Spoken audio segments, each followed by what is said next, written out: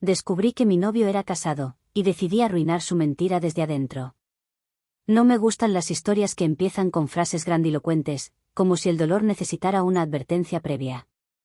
Pero hay momentos en los que la vida se rompe sin ruido, sin dramatismo, y aún así deja una grieta tan profunda que ya nada vuelve a encajar del mismo modo. Esto no empezó con sospechas. Empezó con confianza. Con esa sensación peligrosa de estar a salvo.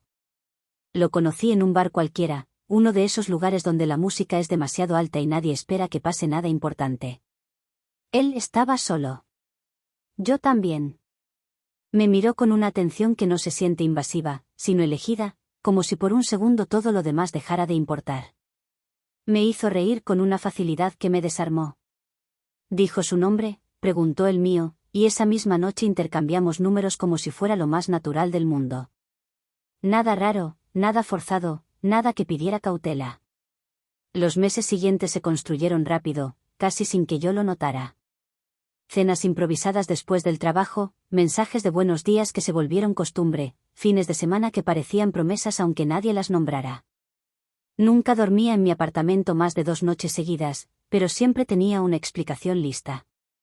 Tengo horarios complicados, decía. Y yo le creía, no porque fuera ingenua, sino porque no tenía razones para dudar. Cuando hablaba del futuro, lo hacía en singular. Nunca decía nosotros, pero tampoco hablaba de nadie más. No mencionaba exes, no hablaba de hijos, no hablaba de otras mujeres. Yo nunca pregunté. No porque no me importara, sino porque no sentía que hubiera algo que preguntar. La confianza, cuando es real, no interroga. Casi un año después, un martes completamente normal, todo se quebró. No fue una discusión, ni una escena. Fue peor, porque todo estaba en calma, como antes de una tormenta. Estaba sentada en el sofá, usando su sudadera y tomando café en su taza favorita, cuando el teléfono vibró con una notificación que normalmente habría ignorado. No era un mensaje. No era nada urgente. Solo una de esas recomendaciones automáticas de personas que quizá conozcas. Apareció el perfil de una mujer. Sonrisa tranquila. Fotos familiares. Y un apellido que me hizo detenerme. El suyo. El mismo que él tenía, aunque nunca usaba conmigo. Al principio pensé que sería una coincidencia absurda, hasta que vi el detalle debajo del nombre: tienes amigos en común. Reconocí uno de inmediato. Alguien de su entorno. Alguien que yo había agregado meses atrás sin pensarlo demasiado. Abrí el perfil con esa curiosidad torpe que uno intenta frenar, pero no puede. Fotos recientes de un cumpleaños infantil, vacaciones familiares, comentarios de parientes, y en casi todas, él. Mi novio. Abrazando a 2 niños pequeños. Junto a una mujer que no era una historia del pasado, ni una coincidencia digital. Era su esposa. Era su familia. Era su vida real. Sentí algo físico, como si me hubieran vaciado el pecho. Revisé fechas, comentarios. Etiquetas, no era una ex, no era algo viejo. Era su esposa, su familia, su vida real. Lo llamé casi sin sentir las manos. Contestó como siempre, con ese tono tranquilo que hasta ese momento me había parecido reconfortante. ¿Estás bien?, preguntó. ¿Cuántos hijos tienes?, le dije, sin rodeos. El silencio fue breve, pero definitivo. Esa noche, cuando lo enfrenté, no se disculpó. Se sentó frente a mí con una calma que ahora me parece cruel y dijo algo que todavía me arde al recordarlo. Nunca me preguntaste si estaba casado. No negó nada. No intentó explicarse, al contrario, me culpó por no haber hecho la pregunta correcta. Lo eché del apartamento sintiéndome usada, sucia, reemplazable. Lo bloqueé. Lloré durante días. Y mientras yo me deshacía por dentro, él volvió a su casa, a su esposa, a sus hijos, como si yo nunca hubiera existido. Fue ahí cuando algo cambió en mí. No fue un estallido. No fue rabia descontrolada. Fue algo frío, ordenado, paciente. Entendí que no iba a gritar, ni rogar, ni aceptar ser un error que se borra sin consecuencias. Porque si yo había vivido dentro de su mentira. También sabía exactamente cómo empezar a desmontarla. Actualización 1. Pasaron casi 2 semanas antes de que pudiera pensar con claridad. 2 semanas en las que el tiempo parecía no avanzar, como si mi vida se hubiera quedado suspendida en el momento exacto en que abrí aquel perfil y entendí que nada de lo que había vivido era completamente mío. Los días eran largos, las noches peores. Dormía mal, comía poco, y aún así mi cabeza no dejaba de trabajar, repasando escenas pasadas en busca de señales que ahora parecían evidentes. Al principio evité contarle a mis amigos lo que había pasado. No porque no me fueran a creer, sino porque decirlo en voz alta lo hacía definitivo. Prefería caminar sola después del trabajo, con los auriculares puestos, dejando que el ruido de la calle me acompañara mientras intentaba ordenar una mezcla incómoda de rabia y vergüenza. Rabia por haber sido engañada. Vergüenza por no haber visto lo que, en retrospectiva, parecía tan obvio. Cada noche, casi sin darme cuenta, repetía el mismo ritual. Abría el perfil de ella. No lo hacía desde los celos ni desde la comparación. Lo hacía porque necesitaba entender quién era la mujer a la que él regresaba cuando no estaba conmigo. Necesitaba ponerle rostro a esa otra vida que había existido en paralelo a la mía. Ella no era un monstruo. No era fría ni distante. Era una mujer común, con fotos desordenadas, sonrisas imperfectas, comentarios de familiares, cumpleaños infantiles y vacaciones familiares. Lo que más me golpeaba no era verla a ella, sino ver a los niños. 2 chicos pequeños, siempre abrazándolo, siempre mirándolo con esa confianza absoluta que solo tienen los hijos. Ahí entendí algo que me costó aceptar: él no solo me había mentido a mí. Había sostenido una mentira mucho más grande, una que incluía a personas que nunca eligieron formar parte de ella. Más de una vez pensé en callar.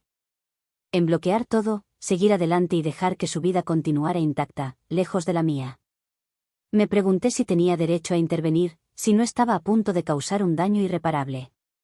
Pero cada vez que esa duda aparecía, volvía a escuchar su voz en mi cabeza, tranquila, casi molesta, repitiendo aquella frase como una sentencia. Nunca preguntaste. Y entonces algo se acomodaba dentro de mí. La culpa dejaba de apuntar hacia afuera y empezaba a dirigirse hacia el silencio. Porque si yo callaba, no estaba siendo prudente. Estaba siendo cómplice. Estaba ayudándolo a seguir eligiendo qué verdad contar y cuál esconder, como si eso fuera un privilegio que merecía. No hice nada impulsivo. No le escribí en caliente. No publiqué nada. No busqué a nadie de su entorno. Dejé pasar casi un mes entero. Un mes en el que reuní pruebas con una calma que me sorprendió a mí misma. Capturas de conversaciones. Fechas. Audios. Mensajes donde hablábamos de viajes, de planes, de un futuro que ahora sabía que nunca existió de verdad. Cuando finalmente decidí escribirle a ella, lo hice desde un lugar extraño. No desde el enojo desbordado, sino desde una serenidad tensa, casi clínica. El mensaje fue corto, directo, sin dramatismo. No te escribo para vengarme ni para causar problemas. Fui pareja de tu esposo durante casi un año y creo que mereces saberlo. Si necesitas pruebas, puedo mostrártelas. Apreté enviar y dejé el teléfono boca abajo sobre la mesa, como si así pudiera contener lo que acababa de hacer. Pasaron horas sin respuesta. Luego una noche entera.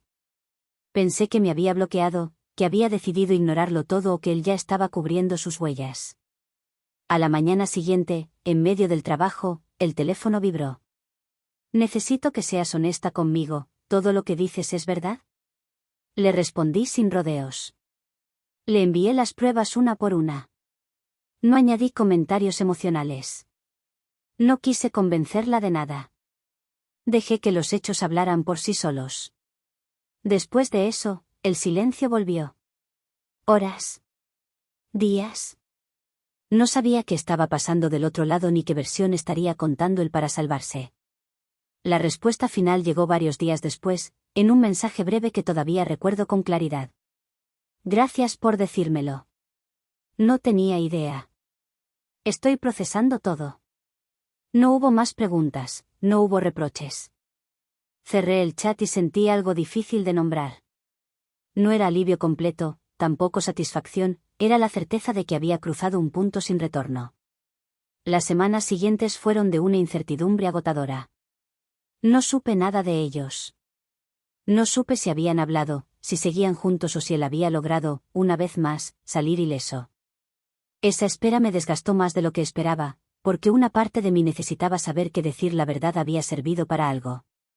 Casi 2 meses después, una amiga en común, alguien que yo había conocido a través de él, me escribió sin rodeos. Tú ayudaste a que se supiera todo, ¿verdad? ¿Por qué? Le respondí, como si no supiera nada. ¿Por qué se separaron? Él ya no vive con ellos, ella lo echó, y puso el divorcio lo antes posible, y sus niños se quedaron con su mamá. Leí el mensaje varias veces. Separación. Divorcio. No una pelea pasajera. No una reconciliación silenciosa. Era real. Me senté en la cama y respiré hondo. Pensé en los niños. Pensé en ella. Pensé en él, por primera vez, sin su zona segura intacta. No sentí alegría. Sentí algo más complejo. Una mezcla de justicia y tristeza. Porque aunque yo había recuperado una parte de mi dignidad, nadie salía ileso de esa verdad. Y lo que todavía no sabía, lo que no veía venir, era que él no iba a quedarse callado. Que al verse solo, sin esposa y lejos de sus hijos, iba a buscarme como si yo fuera el último lugar donde aún podía sostenerse. Y esa búsqueda iba a cambiarlo todo. Actualización 2. Pasaron casi 3 meses desde que supe del divorcio antes de volver a tener noticias de él directamente. 3 meses en los que intenté recomponer mi vida con torpeza, como alguien que aprende a caminar después de una caída fuerte. Cambié rutinas, dejé de ir a lugares que me lo recordaban, incluso pensé en mudarme. No porque le tuviera miedo, sino porque necesitaba distancia emocional de todo lo que había pasado. Había días en los que me despertaba convencida de haber hecho lo correcto. Otros en los que el peso de saber que una familia se había roto después de que yo hablara me caía encima como una losa. Pensaba mucho en los niños, en cómo estarían procesando que su padre ya no viviera con ellos, en si él los vería seguido, en si ella tendría apoyo. Aunque yo no había causado la mentira, sabía que la verdad había sido el detonante. Y esa idea me acompañaba más de lo que me gustaba admitir. El primer mensaje llegó un viernes por la noche, desde un número desconocido. Hola, soy yo. Sé que no debería escribirte, pero necesito verte. Sentí un nudo en el estómago. No respondí de inmediato. Dejé el teléfono a un lado y me serví un vaso de agua que apenas pude tragar. Durante meses había imaginado qué diría si volvía a aparecer, y aún así, en ese momento, no sabía qué contestar. Media hora después llegó otro mensaje. Estoy solo. Perdí todo. No tengo con quién hablar. Esa frase me molestó más de lo que esperaba. Perdí todo. Como si no hubiera sido él quien había puesto en riesgo su vida desde el inicio. Como si yo fuera un refugio al que podía volver cuando ya no le quedaba nada más. Aún así, después de pensarlo durante horas, le respondí con una condición clara. Si hablamos, será en un lugar público. Solo para cerrar. Nada más. Aceptó casi de inmediato. Quedamos en una cafetería concurrida, a plena luz del día. Cuando llegué, ya estaba ahí. Lo reconocí antes de que levantara la mirada. Se veía distinto, delgado, ojeroso, inseguro. Cuando me vio, intentó sonreír, pero no le salió. Gracias por venir, dijo en voz baja. No estoy aquí para consolarte, respondí, sentándome frente a él. Empezó a hablar sin pausa. Me contó que su esposa lo había enfrentado con pruebas que habían sido proporcionadas por un tercero anónimo, que al principio intentó negarlo, luego minimizarlo, luego justificarlo. Dijo que ella había pedido el divorcio, que los niños se habían quedado con ella y que él solo los veía algunos fines de semana. Mientras hablaba, yo lo escuchaba con una calma que me sorprendía. Ya no sentía amor.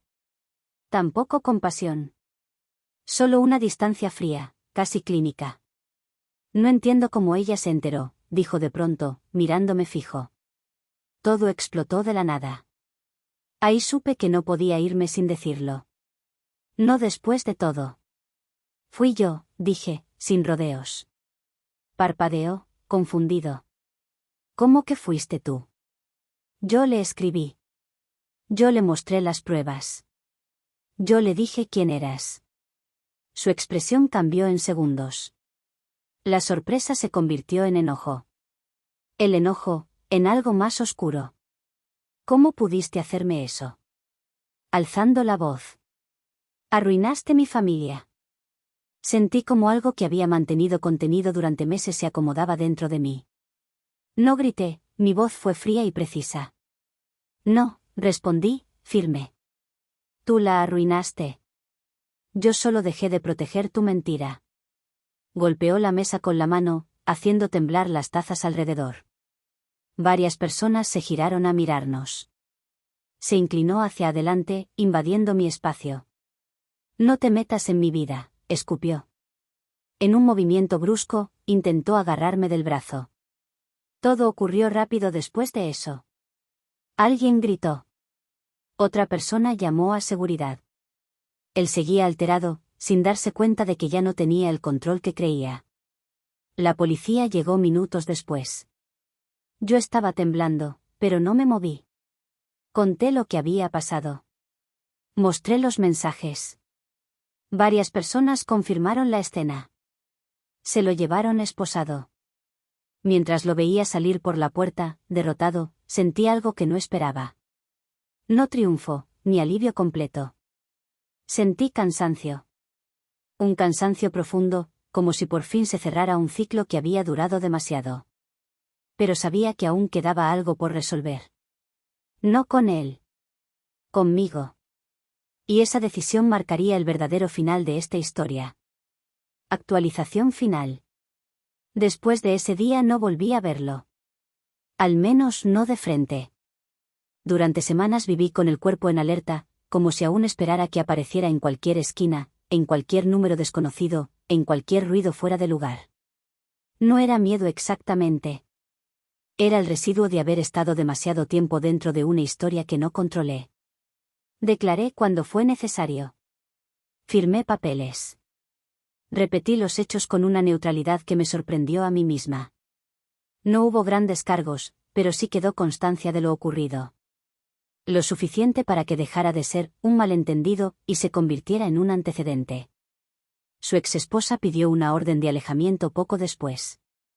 No solo por mí, sino porque aquel episodio no había sido el primero.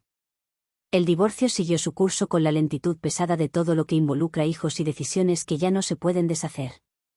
Supe, por terceros, que los niños seguían viviendo con su madre. Que ella había reorganizado su vida con una firmeza silenciosa que nunca había visto en sus fotos. Pensé mucho en ellos durante ese tiempo. En cómo los adultos somos capaces de romper estructuras que para los niños lo son todo. Y aún así, también pensé en algo que tuve que repetirme varias veces para no hundirme en la culpa: la verdad no destruyó esa familia. La mentira ya la había fracturado mucho antes, yo solo dejé de tapar la grieta. Yo, en cambio, decidí irme. No de la ciudad exactamente, pero sí de todo lo que me lo recordaba. Cambié de trabajo, dejé el apartamento donde tantas veces lo esperé sin saber que alguien más lo hacía al mismo tiempo. Me mudé a un lugar más pequeño, más luminoso, donde nadie conocía mi historia. Necesitaba silencio, necesitaba volver a sentir que mi vida me pertenecía sin explicaciones. Hubo noches en las que el rencor volvió, sobre todo cuando pensaba en lo fácil que le había resultado hacerme sentir culpable incluso cuando la mentira era suya. Pero con el tiempo ese rencor empezó a perder fuerza. No porque lo perdonara, sino porque entendí algo incómodo: cargarlo me mantenía atada a él de una forma que ya no estaba dispuesta a aceptar. Meses después llegó un correo suyo. No lo abrí de inmediato. Lo dejé ahí, como una prueba de algo que ya no necesitaba comprobar.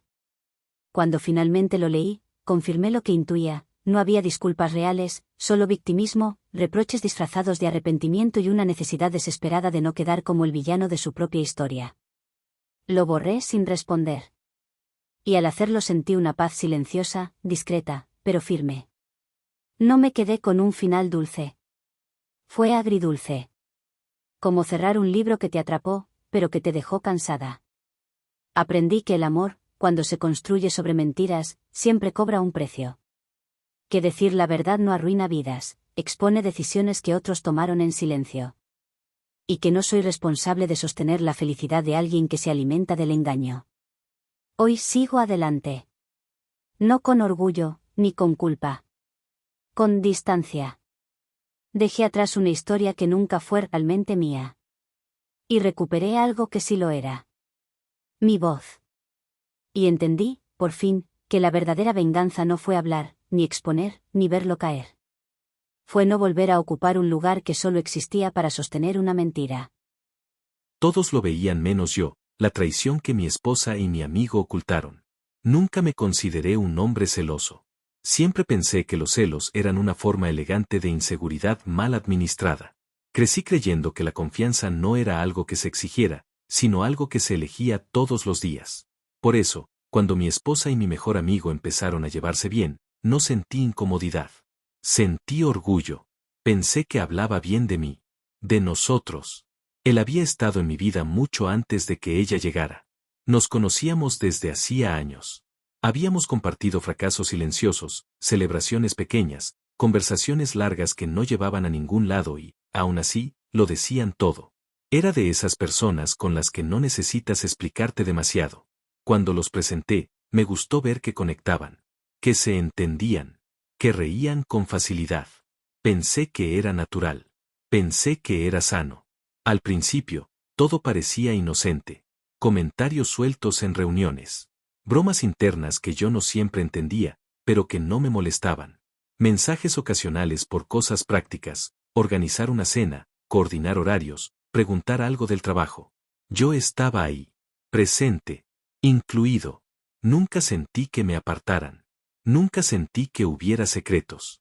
Si alguien me hubiera preguntado entonces si confiaba en ellos, habría respondido sin dudar que sí. En ambos, ciegamente. Con el tiempo, esa cercanía dejó de llamar mi atención y se volvió parte del paisaje. Él venía a casa con frecuencia. A veces incluso cuando yo no estaba. Yo lo sabía, y no me parecía extraño. Pensaba que mi esposa agradecía tener a alguien con quien hablar cuando yo estaba ocupado. Alguien que también me conocía. Que entendía mis silencios. Me sentía tranquilo. Seguro. Incluso orgulloso de no ser ese tipo de hombre que ve amenazas donde no las hay. Hubo personas que no lo vieron igual. Nada directo. Nada acusatorio.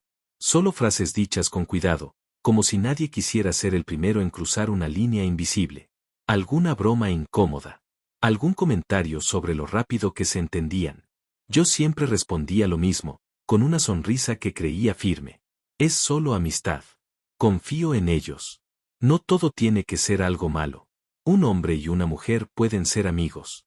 Defendí esa relación con convicción. No porque me sintiera atacado, sino porque realmente creía en lo que decía. Pensaba que sospechar hablaba peor de quien dudaba que de quienes se llevaban bien. No quería ser injusto. No quería proyectar inseguridades que no sentía tener. Mi esposa nunca me dio un motivo claro para desconfiar. No desaparecía. No ocultaba el teléfono. No cambiaba su forma de ser conmigo de manera evidente. Seguíamos compartiendo rutinas, decisiones, conversaciones. Si había distancia, la atribuía al cansancio normal de la vida adulta, nada que me pareciera alarmante. Y, sin embargo, algo empezó a cambiar. No fue un hecho concreto, fue una sensación. La forma en que ella mencionaba su nombre con una naturalidad excesiva. La rapidez con la que entendía lo que él quería decir, incluso antes de que terminara una frase. La manera en que algunas conversaciones parecían continuar cuando yo ya no estaba en la habitación. No me incomodaba del todo, pero empezó a llamar mi atención. Aún así, no dije nada. No pregunté nada. No quise ser la persona que rompe una armonía aparente por una incomodidad difícil de explicar. Me convencí de que estaba exagerando. De que veía sombras donde solo había luz. Me repetí que la confianza, una vez elegida, no se negocia por intuiciones vagas. Hoy sé que esa fue la primera decisión que no tomé. La de escucharme, la de ignorar las alertas que me daba mi propia mente. En ese momento todavía creía que lo que tenía delante era una amistad bonita. De esas que uno defiende porque cree que hablan bien de su propia madurez. No sabía que, sin darme cuenta, estaba protegiendo algo que no me pertenecía, y que esa misma confianza sería el espacio perfecto para que otros dos cruzaran límites que yo jamás imaginé. Y así, sin discusiones, sin sospechas abiertas y sin escenas dramáticas, empezó el principio del fin de mi matrimonio. Actualización 1. Hubo un punto en el que la cercanía entre ellos dejó de sentirse natural y empezó a sentirse instalada. Como si hubiera adquirido un lugar propio dentro de nuestra rutina, una presencia constante que ya no necesitaba explicación. No ocurrió de golpe. No hubo un día específico que pudiera señalar como el inicio de algo raro.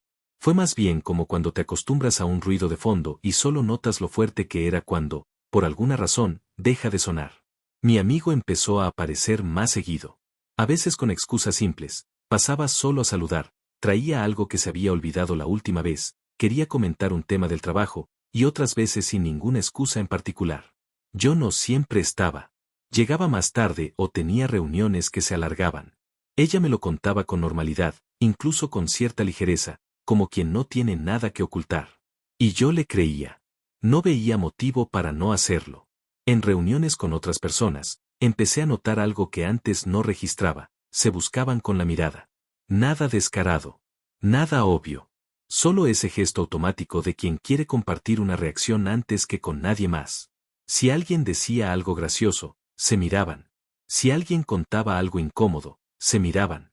Yo estaba ahí, participando, incluido, pero no dentro de ese intercambio silencioso que parecía pertenecerles solo a ellos. Algunas personas comenzaron a incomodarse de verdad. Ya no eran bromas suaves. Era ese silencio extraño que se forma cuando alguien nota algo y no sabe si decirlo. Una vez, después de una cena, un familiar se me acercó y me habló casi en susurro. No te lo tomes a mal, pero a veces parece que ellos dos están en su propio mundo. Me reí. No por burla. Por reflejo. Siempre han tenido buena química, respondí.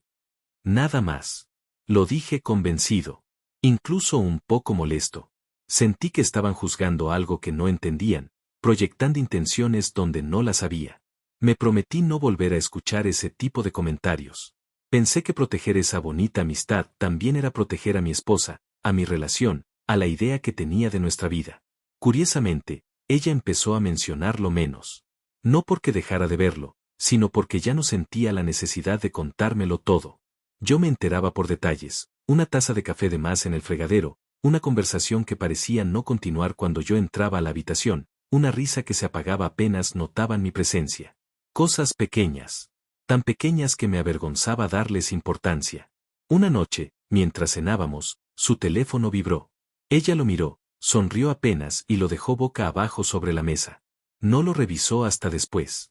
No fue el gesto lo que me incomodó, sino la naturalidad con la que ocurrió, como si no hubiera nada que explicar. Me descubrí preguntándome quién había escrito, y odié esa pregunta en el mismo instante en que apareció. ¿Todo bien?, me preguntó, notando mi silencio. Sí, respondí. Solo cansado. Era verdad. Estaba cansado. Pero no del trabajo. Estaba cansado de justificar una tranquilidad que empezaba a sentirse forzada, de convencerme de que la confianza debía ser absoluta incluso cuando algo dentro de mí pedía, al menos, una conversación honesta. Lo más extraño era que, cuando los veía juntos, no sentía celos. Sentía exclusión. Como si hubiera llegado tarde a una historia que se estaba escribiendo delante de mí, con personajes que yo mismo había puesto en escena.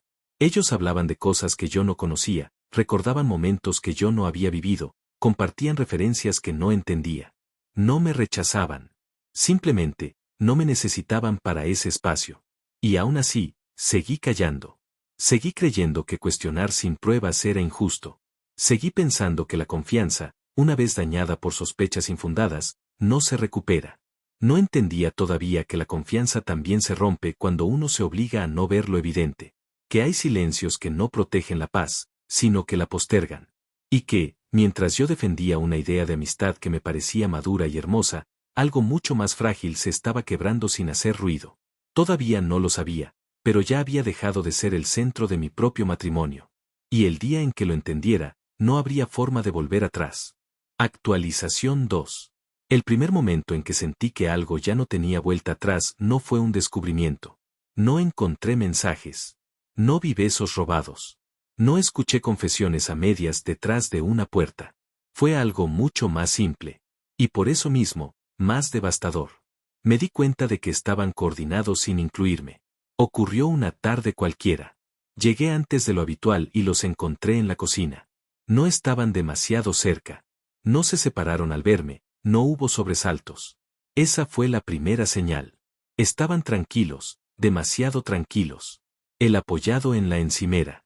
Ella preparando café. Hablaban de un plan para el fin de semana. Un plan en el que, según entendí al entrar, yo no estaba contemplado. Ah, ya llegaste, dijo ella con naturalidad. Estábamos pensando en ir a ese lugar del que te hablé. Me miró esperando que yo completara la frase, como si se tratara de una idea compartida. Asentí sin saber de qué estaba hablando. Él sonrió y añadió un comentario que cerró la conversación con una fluidez incómoda. No fue lo que dijeron. Fue como lo dijeron. Como si ese plan ya hubiera sido discutido. Como si yo estuviera llegando tarde a una decisión tomada en otro espacio, en otro tiempo, sin mí. Esa noche fue difícil cerrar los ojos. No porque sospechara de una infidelidad concreta, sino porque empecé a sentirme como un invitado permanente en mi propia casa. Repasé escenas pasadas con una mirada distinta, las veces que él sabía cosas antes que yo, los momentos en que ella le pedía opinión a él y no a mí, las ocasiones en que yo me enteraba de cambios cuando ya estaban en marcha. A la mañana siguiente, alguien más volvió a mencionarlo. Un amigo en común. Alguien que nunca se metía en temas ajenos. No quiero sonar como un idiota, me dijo, pero, ¿estás bien con cómo se llevan ellos? Lo miré fijo. Sí, respondí. ¿Por qué? Encogió los hombros. Porque desde afuera no se ve tan inocente. Por primera vez, no discutí. No defendí a nadie. No sentí la necesidad de justificar. Solo asentí y cambié de tema. Esa conversación hizo algo que ninguna sospecha había logrado antes. Me dejó solo con mis pensamientos, sin el escudo de la negación. Empecé a observar sin intervenir. No como un detective. No como alguien buscando confirmar una traición. Como alguien que quiere entender en qué momento dejó de ser parte de la ecuación. Noté que se escribían con una frecuencia que ya no tenía que ver con lo práctico. Que compartían estados de ánimo. Que se contaban frustraciones que antes me contaba a mí. Que él sabía cuando ella estaba mal incluso antes de que yo lo notara. Una noche, mientras ella se duchaba, su teléfono vibró sobre la mesa. No lo tomé. No lo desbloqueé. Ni siquiera vi el mensaje completo. Solo leí el nombre que apareció en la pantalla. El de él. A una hora en la que no había nada urgente que coordinar. Sentí una punzada en el pecho, no rabia, no celos. Vergüenza. Vergüenza de haber defendido algo que ahora empezaba a parecer evidente para todos menos para mí. Cuando ella salió del baño, vio el teléfono en la mesa y lo giró con rapidez. Demasiada. Me miró buscando algo en mi cara, como si necesitara saber cuánto había visto, cuánto había entendido. Yo no le di nada. Dije que estaba cansado y me fui a la cama. Esa noche entendí algo que me costó aceptar. Ya no estaba eligiendo confiar. Estaba eligiendo no enfrentar. Y esa diferencia, aunque sutil, cambia todo. Porque la confianza es una decisión consciente, la negación es una huida. No había pruebas. No había una escena definitiva. Pero había una certeza nueva, pesada, imposible de ignorar. La relación que yo creía estar protegiendo ya no me incluía de la misma manera. Y aunque todavía no sabía cómo ni cuándo, empecé a entender que el final no iba a llegar como un golpe. Iba a llegar como una revelación lenta, inevitable, construida con silencios que yo mismo había permitido. Y lo peor de todo no era pensar que mi esposa podía estar siéndome infiel. Lo peor era aceptar que mi mejor amigo sabía exactamente cuánto confiaba en él. Y aún así había decidido ocupar un lugar que no le correspondía. Actualización 3. La confirmación no llegó como yo había imaginado. No fue un mensaje descubierto por accidente. No fue una escena explosiva. No fue una confesión hecha entre lágrimas. Llegó cuando ya no había espacio para interpretaciones. Esa noche regresé tarde. No por trabajo. Salí a caminar sin rumbo, con el teléfono en silencio, intentando ordenar una mezcla de pensamientos que ya no podía seguir ignorando. Cuando volví, la casa estaba en calma. Demasiada calma. Las luces del salón apagadas. Desde el pasillo vi una luz encendida en la cocina. Ella estaba sentada a la mesa. Él también. No se separaron al verme, no se sobresaltaron. No hubo prisas, ni excusas improvisadas. Ese fue el primer golpe. El segundo fue la forma en que se miraron antes de mirarme a mí, como si necesitaran asegurarse de algo entre ellos antes de incluirme. Tenemos que hablar, dijo ella. No pregunté de qué. Me senté frente a ellos con una serenidad que no sentía. Era como si una parte de mí ya hubiera aceptado lo que la otra recién estaba a punto de escuchar. Él bajó la mirada. Ella respiró hondo. Esto no empezó como algo malo, comenzó. Nunca fue nuestra intención. Esa frase. Esa maldita frase que la gente usa cuando quiere suavizar una traición. No levanté la voz. No la interrumpí. Dejé que hablara. Explicó cómo se fueron acercando, cómo se apoyaron mutuamente, cómo cruzaron una línea sin darse cuenta. Usó palabras cuidadas, casi elegantes, como si el lenguaje pudiera amortiguar el daño y la traición. Luego habló él. Dijo que me apreciaba, que nunca quiso hacerme daño, que todo se les había ido de las manos. Los escuché con una claridad que me sorprendió. ¿Desde cuándo? Pregunté. Se miraron otra vez. Ese gesto pequeño, automático, respondió antes que cualquier palabra. Desde hace meses, dijo ella. Pero no como estás pensando. No fue así desde el principio. Asentí despacio. No porque creyera en esa aclaración, sino porque ya no importaba. El detalle no cambiaba el hecho central. Habían construido algo a mis espaldas usando el mismo espacio que yo había protegido con confianza. ¿Y toda esa gente que nos decía que se llevaban demasiado bien? Pregunté. ¿Todos estaban equivocados menos yo? Ella bajó la mirada. Él no respondió. Yo los defendí, continué. A los dos. Hice sentir incómodas a personas que solo estaban viendo lo que yo me negaba a ver. ¿Saben por qué? Porque confiaba. Porque pensé que la confianza era una virtud, no una invitación. No hubo disculpa que pudiera sostenerse después de eso. No porque no lo intentaran, sino porque llegaban tarde. Demasiado tarde para reconstruir algo que ya no existía. Me levanté de la mesa. Sentí una calma extraña, casi peligrosa. No levanté la voz. No hice un escándalo. Eso fue lo que más los desconcertó. No voy a gritar, repetí. No voy a discutir versiones. Ya tomaron sus decisiones. Ahora me toca tomar las mías. Mi esposa abrió la boca, como si fuera a decir algo que todavía pudiera cambiar el rumbo de esa noche. No la dejé. Esta casa no es un lugar neutral, continué. Es mi casa también. Y no voy a compartirla con una traición sentada frente a mí como si fuera una conversación incómoda más. Él levantó la vista por primera vez. No tienes que ponerte así, dijo. Podemos hablarlo con calma. Ahí entendí que seguía sin entender nada. Tú no tienes nada que hablar aquí, respondí, mirándolo fijo. Y tampoco nada que reclamar. Me giré hacia mi esposa. Esta noche se van, dije. Los dos. El silencio fue inmediato. No un silencio teatral. Uno real. Pesado.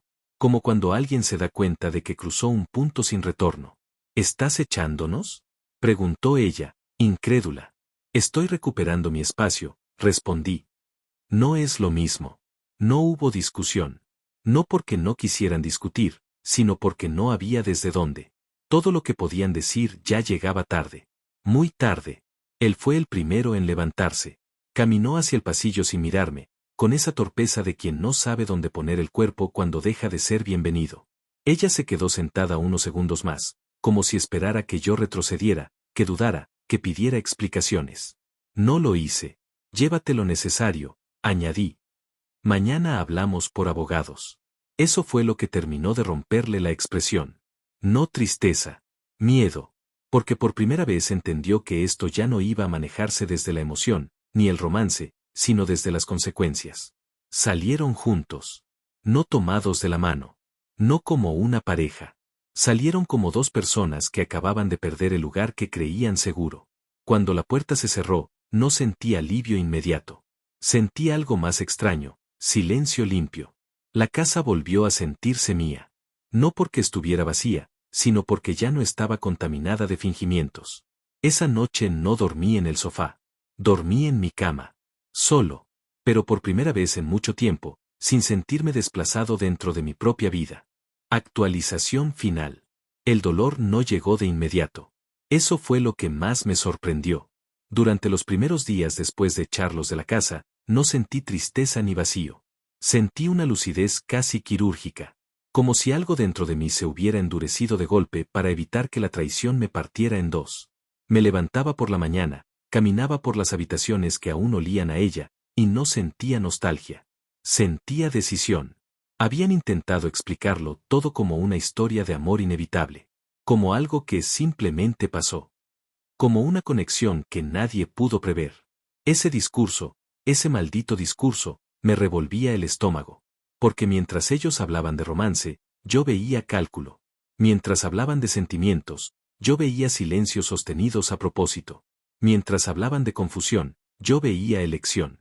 Y supe, con una certeza fría, que no iba a regalarles ni una gota de compasión. No los confronté más. No los insulté. No los expuse con rabia. Hice algo mucho más simple. Dejé de protegerlos. Durante años, yo había sido el filtro. El que suavizaba explicaciones, el que evitaba incomodidades, el que defendía una historia bonita cuando otros empezaban a notar grietas. Esta vez, cuando llegaron las preguntas, de la familia, de amigos en común, de personas que no entendían por qué todo había terminado de forma tan abrupta, no adorné nada. No exageré. No mentí. No edulcoré. Conté exactamente lo que había pasado. Mi exesposa y mi ex mejor amigo me habían traicionado, mientras yo defendía su amistad. Y fue ahí cuando su realidad color de rosa empezó a desmoronarse. La historia romántica que habían construido funcionaba solo en la oscuridad. En conversaciones privadas. En miradas cómplices. En excusas dichas en voz baja. Pero a la luz del día, frente a personas que no estaban enamoradas de su narrativa, esa historia se volvió frágil. Ridícula, incluso. El solo pasó no resistía preguntas simples. El no queríamos hacer daño no resistía el tiempo. El no fue planeado se caía cuando alguien recordaba cuántas decisiones conscientes se necesitan para sostener una mentira durante meses. Ahí entendí algo importante. Mi venganza no iba a ser ruidosa.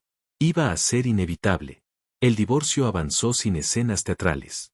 Con papeles, abogados y silencios incómodos. Ella intentó, en más de una ocasión, hablar conmigo como adultos, buscando una especie de cierre amable que la hiciera sentir menos culpable. No accedí. No por odio, sino porque ya no tenía nada que ofrecerle. Ni explicaciones, ni consuelo, ni absolución. Él, en cambio, intentó algo distinto. Justificarse. Decirme que nunca quiso perderme como amigo. Que todo se había salido de control, que nadie había ganado realmente. Lo escuché una sola vez. Y entendí que, incluso entonces, seguía sin comprender nada. Porque yo sí había ganado algo. No una nueva vida espectacular. No una felicidad instantánea. Sino algo más profundo, el control de mi vida, sacando a dos mentirosos de mi vida. Ellos se quedaron con los restos de un romance que solo funcionaba mientras yo no miraba. Yo me quedé con la verdad completa, aunque doliera. Y con el tiempo, ese dolor se volvió liviano. No desapareció del todo, pero dejó de definirme. Hoy no pienso en ellos con rencor. Tampoco con nostalgia. Pienso en esa versión de mí que creyó que confiar era suficiente, y le agradezco. Porque sin esa honestidad, nunca habría podido ver con tanta claridad quién merecía quedarse, y quién no. No los eché solo de mi casa. Los saqué de mi narrativa. Y esa fue, sin duda, la forma más justa, y más definitiva, de cerrar esta historia. Pensé que era una emergencia médica, y terminó siendo el final de mi familia. Siempre creí que el miedo era una sola cosa, un golpe seco en el pecho, una alarma que te obliga a correr, a hacer algo, a sentirte útil aunque no tengas control. Esa noche entendí que hay miedos que se apilan, que se miran entre ellos en silencio, como dos personas que comparten la misma habitación fingiendo que no se conocen. El monitor pitaba con un ritmo irregular. No era una sirena. No era un grito. Era peor, era constante. Una insistencia pequeña que te va desarmando, porque no te deja olvidar ni un segundo que alguien que amas está frágil, demasiado frágil, y tú estás ahí, sin saber dónde poner las manos. Nuestro hijo estaba en la camilla. Ojos cerrados. La piel brillante de fiebre. Esa fiebre no era una fiebre alta como las otras. Lo supe al tocarle la frente. Lo supe por la forma en que respiraba, como si el cuerpo estuviera peleando por mantenerse dentro de sí mismo. Lo supe y aún así me sentí inútil, parado a un lado, intentando no estorbar. Ella estaba sentada al borde de la cama, sosteniéndole la mano con una fuerza que parecía un juramento. Le murmuraba su nombre una y otra vez, como si repetirlo pudiera anclarlo a este lado del susto. Va a estar bien, decía. Va a estar bien, mi amor. Pero no me miraba. Y eso, en medio de todo, fue lo primero que me descolocó. Porque en momentos así uno mira al otro como quien busca aire, como quien necesita confirmar que siguen siendo un equipo. Yo la miraba, esperando ese gesto mínimo, esa pregunta silenciosa que dice ¿tú también estás aquí conmigo? Y ella, solo miraba al niño. En ese momento no nos sentía esposo y esposa. Éramos dos personas intentándolo todo con la misma desesperación. El miedo por su salud era real. Se sentía en la rigidez de su espalda, en cómo no soltaba la mano ni siquiera cuando entró el enfermero a tomarle los signos vitales. Aún así, algo no encajaba. No en él. En ella. El médico apareció poco después. Joven. Calmado. Con esa mezcla de seriedad y rutina de quien ya ha visto demasiadas noches como esta. Habló de protocolos, de análisis de sangre, de descartar causas. Nada sonaba alarmante, pero tampoco tranquilizador. Extendió un formulario de autorización para la extracción. Lo tomé sin pensarlo y firmé. Ella asintió enseguida. Quizá demasiado rápido. Como si quisiera que ese paso ocurriera antes de que alguien, de que algo, pudiera detenerlo. El pinchazo fue breve. Nuestro hijo se quejó apenas, un gemido corto, y volvió a dormirse. Ella inclinó la cabeza y le besó el cabello con una ternura que me apretó el pecho. En ese gesto no había mentira. Había amor. Un amor auténtico, feroz, protector. Por eso me odié un poco, incluso en ese instante, por notar lo que noté después. Mientras el médico revisaba datos en la pantalla, comenzó con preguntas. Preguntas normales. Preguntas de rutina. Antecedentes familiares. Alergias. Enfermedades hereditarias. Yo respondía con la seguridad de quien cree conocer su propia historia. Ella intervenía a veces, completando frases, añadiendo detalles. Hasta que se equivocó en uno. Fue algo mínimo. Una información que no me pareció familiar, una edad incorrecta. Nada que importara realmente.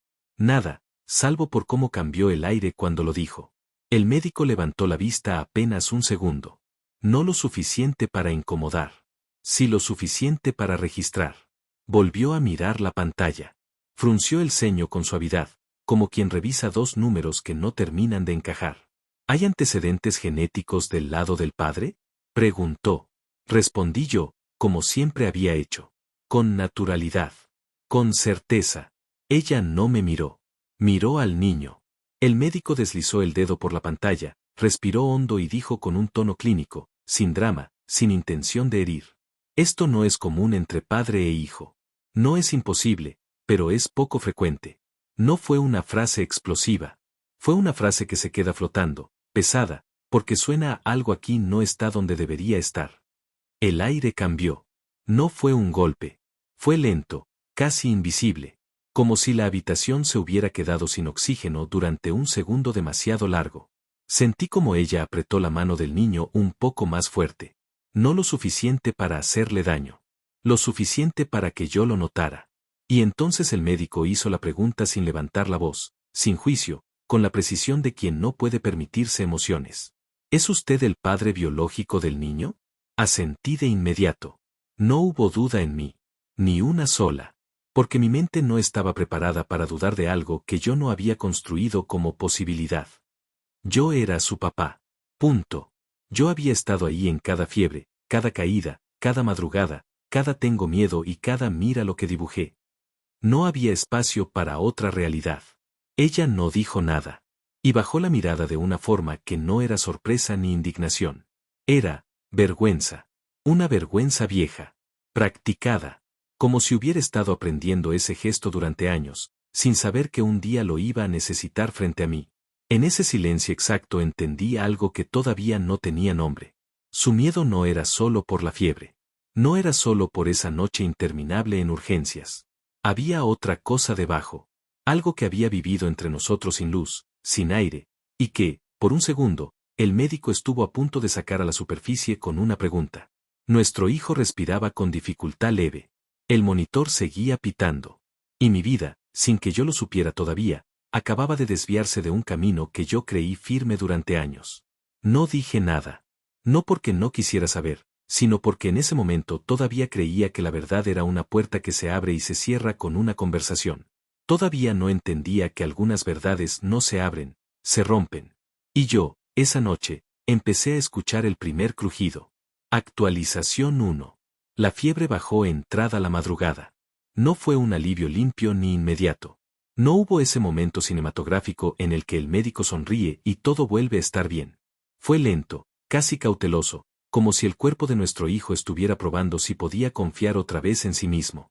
El médico volvió a entrar. Revisó signos. Habló de observación, de esperar resultados completos, de hidratación. Dijo que, por ahora, no había motivos para alarmarse.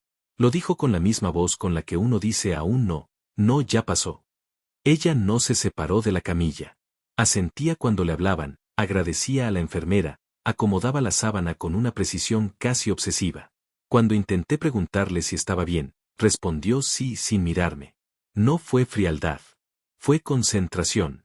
Como si cualquier grieta emocional pudiera hacer colapsar algo que ya estaba al límite. Salimos del hospital al amanecer. Nuestro hijo dormía en el asiento trasero, exhausto, con la boca entreabierta. Su respiración ya era regular. El cielo estaba gris, ese gris que no promete nada, pero tampoco amenaza. Ella manejó en silencio. Yo miraba por la ventana, intentando ordenar pensamientos que todavía no tenían forma.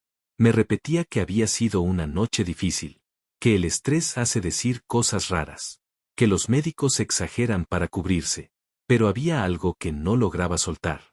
No era la pregunta del médico, era su silencio después. Y ese gesto exacto que yo ya había visto antes en otras personas, cuando saben algo que no quieren decir. Durante los días siguientes intenté volver a la normalidad. Me forcé a hacerlo. Preparé desayunos. Llevé a nuestro hijo a la escuela cuando ya se sintió mejor. Respondí correos del trabajo como si nada hubiera pasado. Ella también retomó su rutina. Pero estaba distinta. No más distante. Más atenta. Me observaba con una frecuencia nueva, como si estuviera midiendo mis reacciones, anticipando un movimiento que aún no hacía. No era cariño. Era alerta. Una tarde, mientras nuestro hijo hacía la tarea en la mesa, se acercó y me preguntó si el médico había llamado con los resultados finales. Negué con la cabeza. No era mentira. Asintió. Pareció aliviada y se fue a la cocina. Desde donde estaba, la vi apoyarse un segundo en la encimera. Cerró los ojos. Respiró hondo. Luego siguió como si nada. No dije nada. Esa fue la primera vez que elegí callar de forma consciente. No porque sospechara algo concreto, sino porque sentí que cualquier pregunta directa iba a provocar una respuesta ensayada. Y no quería un guión. No quería una versión corregida de la realidad. Solo quería entender. Los resultados llegaron 2 días después. El médico explicó que todo estaba dentro de parámetros aceptables, que probablemente había sido una reacción viral fuerte, que no había motivo de alarma inmediata. Mencionó también la incompatibilidad genética, reduciéndola a una rareza estadística. Algo que podía pasar. Algo que, en la mayoría de los casos, no significaba nada. Asentí. Agradecí. Colgué. Nada significaba nada, hasta que todo empezó a significar demasiado. Esa noche, mientras cenábamos, la observé con una atención que no había puesto en años. No buscaba culpables, no buscaba pruebas, solo la miraba. Noté cómo evitaba ciertos temas. Cómo desviaba conversaciones que antes no le incomodaban. Cómo hablaba más rápido cuando mencionaba médicos, hospitales, papeles. Cuando nuestro hijo se fue a su habitación, me preguntó si yo estaba bien. Sonrió, pero esa sonrisa no le llegó a los ojos. Fue una noche dura, dijo. A cualquiera lo deja raro. Sí, respondí. Supongo que sí. Quise decirle que algo no me cerraba. Que no entendía por qué esa pregunta había caído entre nosotros como una losa. Que necesitaba hablarlo. Pero no lo hice. Una parte de mí aún creía que estaba exagerando, que estaba a punto de dañar algo sólido por una sensación vaga, por una duda que nunca antes había tenido base. Esa noche me acosté tarde. Ella ya dormía. La miré en la oscuridad, escuché su respiración tranquila y pensé en los años juntos, en las decisiones compartidas, en la vida que había creído incuestionable. Me repetí que no había pruebas. que no había acusaciones, que no había nada que enfrentar. Pero también supe algo pequeño, casi imperceptible. Una inquietud se había instalado dentro de mí, como una astilla. Todavía no dolía, pero sabía que no iba a desaparecer sola. Actualización 2. La vida no se rompe de golpe cuando uno decide no mirar. No estalla, no colapsa, se vuelve más lenta, más pesada, como si cada gesto cotidiano cargara un peso que nadie menciona, pero todos sienten. Las semanas siguientes transcurrieron con una normalidad incómoda. Nuestro hijo volvió a sus rutinas, a sus risas, a sus preguntas absurdas antes de dormir. Yo lo miraba distinto. No desde la sospecha, sino desde la necesidad. Buscaba parecidos en detalles mínimos. En cómo fruncía la nariz cuando se concentraba. En la forma en que se sentaba en el sofá. En el tono de su risa cuando algo lo sorprendía. Me decía que era absurdo, que todos los hijos se parecen a sus padres de maneras extrañas, que el amor no necesita pruebas biológicas. Y aún así, la pregunta seguía ahí. Sin nombre. Sin rostro. Pero presente. Ella estaba distinta. No fría. No distante. Más pendiente de mí, como si esperara que algo estallara en cualquier momento. Me preguntaba cómo había sido mi día con una frecuencia nueva. Me tocaba el brazo al pasar. Buscaba conversaciones que se sentían cuidadas. No falsas. Calculadas. Como si estuviera sosteniendo algo frágil y temiera que se rompiera con un movimiento brusco. Una noche, mientras lavábamos los platos, dije algo sin pensarlo. El médico habló de estadísticas raras. No fue una acusación. Ni una pregunta. Solo una frase suelta. Ella dejó de fregar. No se giró enseguida. Se quedó inmóvil unos segundos, con las manos bajo el agua. Cuando me miró, sonrió. Los médicos siempre hablan así, dijo. Supongo, respondí. Volvió a lo suyo, pero su espalda estaba tensa. No era miedo abierto. Era control. El tipo de control que solo aparece cuando hay algo que mantener exactamente donde está. Y ese querer tener el control no se iba con el paso de los días. Esa noche no dormí bien. Miré el techo durante horas. No pensé en engaños. Pensé en mí. En cómo había construido mi identidad sobre certezas simples. Esposo, padre, estabilidad. Nunca me había preguntado qué pasaría si una de esas palabras dejaba de sostenerse. 2 días después pedí una copia completa del informe médico. No para confrontar. Para entender. Me senté en el estudio. Leí términos técnicos que apenas comprendía. Todo parecía normal, hasta que no. Al final del documento había una nota breve. Casi invisible. Recomendable seguimiento genético si persisten inconsistencias. Persisten. Esa palabra se me quedó clavada todo el día. No hablé con ella, ni esa noche, ni la siguiente. Empecé a notar que evitaba el tema activamente. No mencionaba hospitales. No preguntaba por consultas. No hablaba de análisis. Quería cerrar esa puerta. Tirar la llave. Yo sentía lo contrario. Pedí una prueba genética privada. Sin ruido. Sin notificaciones. Sin cartas oficiales. Lo hice desde el trabajo, con el corazón acelerado y una culpa que no sabía cómo justificar. Me repetía que era solo para descartar. Para calmar una paranoia absurda. Para volver a dormir tranquilo. Para recuperar un poco de mi antigua paz. Cuando el kit llegó, lo guardé en un cajón. 3 días, ahí guardado, sin abrir. Cada vez que lo veía, sentía que estaba cruzando una línea sin retorno. No por el resultado, por lo que significaría saber. La noche que lo abrí, ella estaba bañando a nuestro hijo. Escuchaba sus risas desde el baño. El chapoteo del agua, la normalidad intacta. Me sentí miserable, me sentí traicionero. Pero seguí. Fue rápido. Mecánico. Demasiado simple para sostener mi seguridad. Guardé la muestra. Cerré el paquete. Lo dejé listo para enviar. Cuando salió del baño, me encontró sentado en el sofá. ¿Todo bien?, preguntó. Sí, dije. Solo cansado. Me besó la frente. Apoyó la cabeza en mi hombro unos segundos de más. En ese gesto había cariño, y algo más. Anticipación. Esa noche no dormí. Días después, el correo llegó durante una reunión. No lo abrí enseguida. Lo dejé ahí, como una amenaza silenciosa. Cerré la puerta de la oficina. Me quedé mirando la pantalla. Parte de mí aún esperaba un error. Una exageración médica. Una casualidad mal explicada. Abrí el archivo. No sentí un golpe. Sentí vacío. Incompatibilidad genética. Probabilidad de paternidad, prácticamente nula. Leí la frase varias veces y por mucho que repasaba la línea, nunca cambió. Me quedé sentado, con las manos apoyadas en el escritorio, sintiendo como algo se desarmaba por dentro sin hacer ruido. Pensé en nuestro hijo. En su risa. En cada vez que me llamó papá sin dudar. Pensé en ella. En el hospital. En su silencio. Cuando llegué a casa esa noche, ella me miró apenas crucé la puerta. No dijo nada. Yo tampoco. Pero en ese silencio entendí algo con absoluta claridad. Ella lo sabía. Siempre lo había sabido. Y aquella pregunta del médico no fue el inicio de la duda. Fue el momento exacto en que su mentira estuvo a punto de quedarse sin aire. Actualización 3. No la confronté esa noche. No porque dudara del informe. No porque necesitara más pruebas.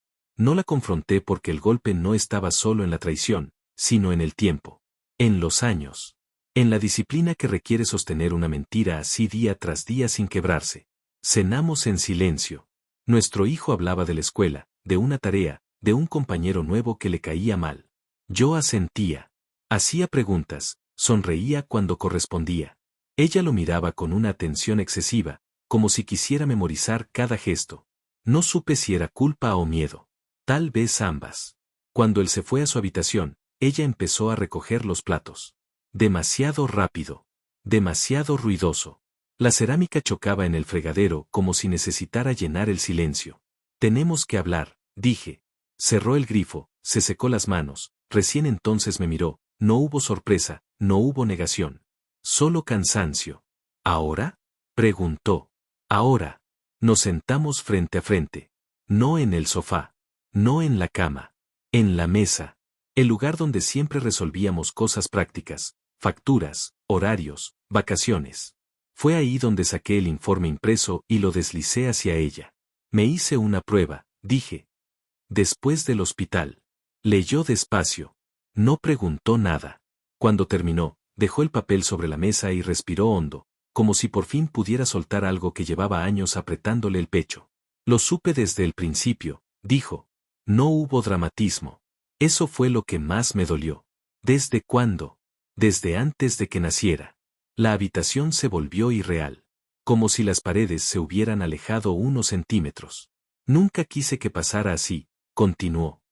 No fue planeado, pensé que el embarazo era tuyo. Cuando empecé a dudar, ya era demasiado tarde. ¿Demasiado tarde para quién? Pregunté. Me miró por primera vez a los ojos. Ahí sí vi miedo. Para todos, respondió. Tú eras su padre. Siempre lo fuiste. ¿Qué iba a ganar diciendo la verdad? ¿Destruirlo todo?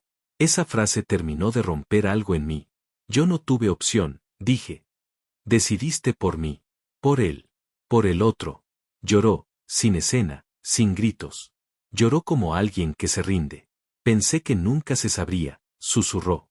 Pensé que si pasaban suficientes años ya no importaría. Me levanté y caminé hasta la ventana. La calle estaba vacía. Pensé en cada momento en que me sentí orgulloso de ser padre. En cada decisión tomada desde una verdad que no existía. No solo me engañaste, dije sin girarme.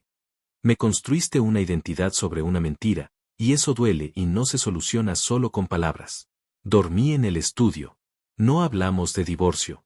No hablamos de custodia. Los días siguientes funcionamos por inercia, horarios, comidas, escuela. Nada más. Nuestro hijo no preguntó al principio. O quizá preguntó con los ojos y no supimos responder. No dejé de quererlo. Eso fue lo más confuso y de cierta manera tranquilizador. El informe no borró los años. No eliminó el amor, pero cambió el lugar desde donde existía. Una semana después le dije que necesitaba tiempo, que iba a quedarme unos días fuera. No preguntó a dónde. Creo que ambos sabíamos que ya no había nada más que aclarar. La mañana que me fui, nuestro hijo desayunaba. ¿Vas a llegar tarde? Preguntó. Sí, le dije. Pero nos vemos después. Sonrió. Ese fue el momento más difícil de todos. Porque entendí algo brutal, la verdad no siempre libera de inmediato. A veces solo deja al descubierto el tamaño real de la pérdida. Lo que ella no sabía, lo que nadie sabía, era que yo ya había decidido cómo iba a cerrar esto. No con gritos. No con escenas. Con consecuencias. Hablé con un abogado tanto para saber cómo podía formar parte de la vida del niño que yo había criado como mi hijo, como para pedir el divorcio. No hice para vengarme de ella, sino para proteger lo único que no estaba dispuesto a perder, el vínculo real que sí existía. Documenté todo. La cronología. El informe. La confesión. No para humillarla, sino para que la historia no volviera a escribirse sin mí. Pedí mediación. Exigí verdad. No delante de un juez, sino delante de quien importaba. Con apoyo profesional, le contamos a nuestro hijo cuando estuvo listo. Sin detalles. Sin culpas lanzadas. Con cuidado. Con respeto. Yo estuve ahí. No como el padre biológico. Como el padre que no se fue. Luego hice lo que nunca hice en años. Elegí. Elegí no sostener una casa construida sobre una omisión. Elegí no ser el silencio conveniente. Elegí no seguir pagando el precio de una mentira ajena. Me mudé y reordené mi vida. Aprendí a dormir sin vigilar el techo. A respirar sin anticipar explicaciones. Ella tuvo que vivir con lo que hizo, no con mi castigo, sino con la verdad completa, con las preguntas, con las miradas. Con el peso de haber decidido por todos. Yo no busqué destruirla. Mi venganza fue más simple y más definitiva. Dejé de cargar lo que no me pertenecía y me quedé con lo que sí. Hoy sigo siendo parte de la vida de un niño que no lleva mi sangre, pero que sí sigue siendo mi hijo, a quien cuide y a quien siempre cumplí las promesas que hice. Y eso no me lo quitó ningún papel, ninguna prueba. La emergencia médica terminó esa noche. La mentira, no. La mentira terminó cuando yo decidí que mi historia, por primera vez, iba a cerrarse conmigo adentro, y con la verdad, completa, de este lado de la puerta. Decía que su ex estaba obsesionada, hasta que descubrí que el manipulador era él. Nunca pensé que el nombre de una ex pudiera ocupar tanto espacio en una relación nueva, pero con él fue así desde el principio, solo que al inicio no lo noté porque lo envolvió todo con una lógica aparentemente impecable. Cuando lo conocí, tenía esa calma de quien se presenta como alguien ya resuelto, como un hombre que viene de una historia difícil pero cerrada, un hombre que aprendió, maduró, y ahora solo quiere paz. Me lo decía con pequeñas frases que sonaban honestas porque venían acompañadas de cansancio, de esa mirada que parece haber llorado lo suficiente como para no tener ganas de inventar nada. Una noche, después de cenar, nos quedamos sentados en su auto, con el aire acondicionado demasiado frío y la música bajita como fondo, y fue ahí cuando la mencionó por primera vez. No fue un drama, no fue un relato largo. Fue casi una advertencia envuelta en resignación. Mi última relación fue complicada, me dijo, mirando hacia el parabrisas, como si las palabras le pesaran. Ella no lo tomó bien cuando terminamos. No insistí. Ni por curiosidad ni por morbo. En ese momento me pareció normal, todos tenemos un pasado, todos tenemos un capítulo que preferimos no releer. Me bastaba con verlo ahí, conmigo, atento, constante, presente. Me escribía por las mañanas y antes de dormir. Me llamaba solo para saber cómo me había ido el día. Cuando estábamos juntos no parecía distraído ni ausente, tenía esa forma de mirarte que te hace sentir elegida, importante, casi necesaria. Y esa idea, ser el descanso de alguien, me gustó más de lo que debería admitir. La ex empezó a colarse en nuestras conversaciones como se cuela la humedad en una pared, primero como algo mínimo, casi anecdótico, y luego como una presencia que ya está ahí aunque tú finjas que no. Hoy volvió a escribirme, decía con un suspiro, y me enseñaba el teléfono solo lo suficiente para que yo viera un nombre y un bloque de texto largo. Nunca lo suficiente para leerlo completo. Y de inmediato, como si quisiera controlar el significado antes de que yo pudiera interpretarlo. No quiero que pienses mal, pero ella tiene problemas para soltar. Yo asentía, incómoda, sin saber dónde colocar esa información. Me decía que no era asunto mío. Que él estaba conmigo ahora, que lo sano era no competir con fantasmas. Lo extraño es que él no parecía asustado de ella, no hablaba como alguien en peligro, sino como alguien fastidiado, y a la vez, secretamente satisfecho de ser tan importante, para alguien que supuestamente ya quedó atrás. Con el tiempo, Esos comentarios se volvieron más frecuentes. Si salíamos y su teléfono vibraba, lo giraba boca abajo de inmediato, como un reflejo. Si yo preguntaba, la respuesta era siempre la misma, casi ensayada. ¿Es ella otra vez? A veces se mostraba molesto, a veces, cansado. Nunca agresivo, nunca demasiado a la defensiva, lo justo para que yo sintiera empatía y no dudas. Hubo una noche que no puedo borrar de mi mente. Estábamos en su apartamento, viendo una película, cuando el teléfono empezó a vibrar sin parar sobre la mesa. Él lo tomó, leyó algo y frunció el ceño con una paciencia estudiada. Lo siento, dijo. A veces se pone intensa. ¿Quieres contestar? Pregunté, intentando sonar casual, como quien no quiere ser esa novia. No. Si le respondo, no para, me dijo, y apagó el teléfono. No sentí celos. Sentí otra cosa, más sutil, más difícil de nombrar, una incomodidad que no tenía forma, como si algo en esa escena estuviera mal, pero yo no tuviera todavía el lenguaje para explicarlo. Él se acercó, me abrazó, me besó la frente, y el momento pasó, o eso quise creer. Después empecé a notar cambios pequeños, pero consistentes. Si yo hacía una pregunta inocente, ¿cuánto tiempo llevaba realmente separado? ¿Por qué seguía llegando, de vez en cuando, ese tema? Él se ponía serio. No enojado, pero sí tenso, como si yo hubiera tocado una herida que tenía instrucciones de no abrir. No quiero hablar de eso, decía, y yo retrocedía. Retrocedía porque él sabía cómo colocarme en el lugar correcto, el de la mujer, madura, la que no presiona, la que entiende, la que no se parece a la otra. Y sin darme cuenta, empecé a regularme a mí misma. A cuidar lo que preguntaba. A medir mis reacciones. A tragarme dudas para no activar esa comparación silenciosa que él dejaba caer como una amenaza delicada. Está obsesionada, decía a veces con una media sonrisa, como si hablara de un problema ajeno.